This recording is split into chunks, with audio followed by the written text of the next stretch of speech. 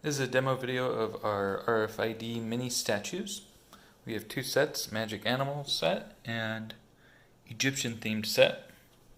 They are resin figurines made with a stone-like material that can be any color, and embedded with them is a RFID. These particular ones have a 3.5 megahertz RFID, but I can embed whatever type of tag your system uses. Also have available this set that includes a Ethernet shield to connect with a Hue bridge, maglock, audio, no amplifier. These speakers happen to have an amplifier. If you'd like an amplifier, we can discuss that.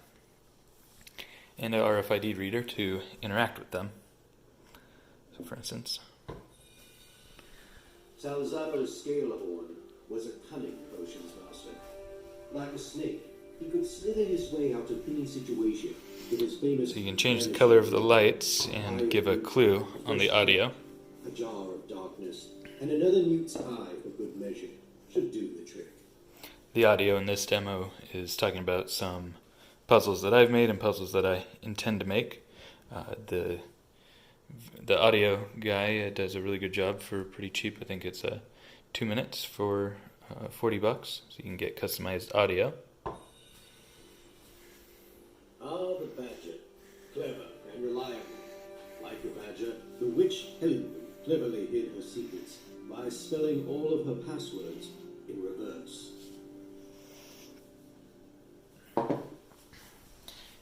There's status indicator lights. Green means it's connected to the network, and blue means that it was playing an audio. Sharp and precise, Gratinda hid many secret symbols among nature in plain sight. But only the most eagle-eyed observers may find her clues, perhaps by reuniting her talisman with a rocky perch. That clue was in reference to our RFID-controlled fiber optic rock that triggers magical effects on a large rock. As strong and brave as a lion, Goric the Greatest was an expert portal duelist. He was also an excellent teacher of the subject. He preferred to start his students with an advanced spell. 2 fists out, swipe up with left, clap palms together, leave enemies bereft. This is our reset card for when you want to reset the room. You'll see there's a maglock here. I've set the purple cat to be our example for the maglock. So take that off. If I reset it, maglock is back on. And finally, one of the really interesting features that I'm glad I implemented is this Find Hue bridge. So you'll see we're already connected here, but if you are not a particularly technical person, it may be perhaps non-trivial to set up the hue lights for developer mode. It's not too hard, but it involves creating an account, going in, generating a username. This has a SD card in it so that you can set the IP address and the username if you know it. But if you use this Find Hue bridge, you can see this blue flashing here that every time it flashes, it's looking through another step of the 4th octet in the gateway IP, so it's looping 0 to 255 looking for whatever this Hue bridge is. You want to press this button here that gives you 30 seconds to generate the username while it's looking. So as long as this is connected to the same network, it'll find this.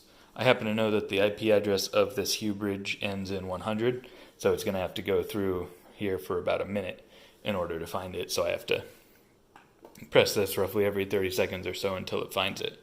But the longest it can take is up to 255, so it usually won't be that high. It's just a random value that's assigned to it. But perfect for anybody who is not necessarily interested in messing around with the Hue bridge and developer stuff. This plate here is just a thing that I got at a yard sale.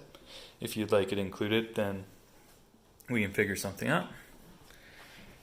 I'm going to just get some more close-ups on these. This is the scarab from the Egypt set. This is the cat. And you can see that I reused the snake and the eagle for that. And you can see it happened while I was not pointing at the camera, but we have found our hue bridge again automatically. This can be configured for different values. Maybe if you don't want the audio or don't want the mag lock, we can put different things in here. And finally, I want to show you some different materials we can use. We have this kind of satin type material. And we just have some gold material or kind of translucent orange. Put that up to the light, you can kind of see through it. It's kind of an interesting effect. And also I can do kind of striated pieces. This is just a random piece that I was pouring extra into, and it looks pretty interesting. I can also do custom sculpts. We can chat about that. It will need to be molded, so there is some added cost as well as the time of creating those. But that's the idea. Please reach out if you are interested, and thank you for watching.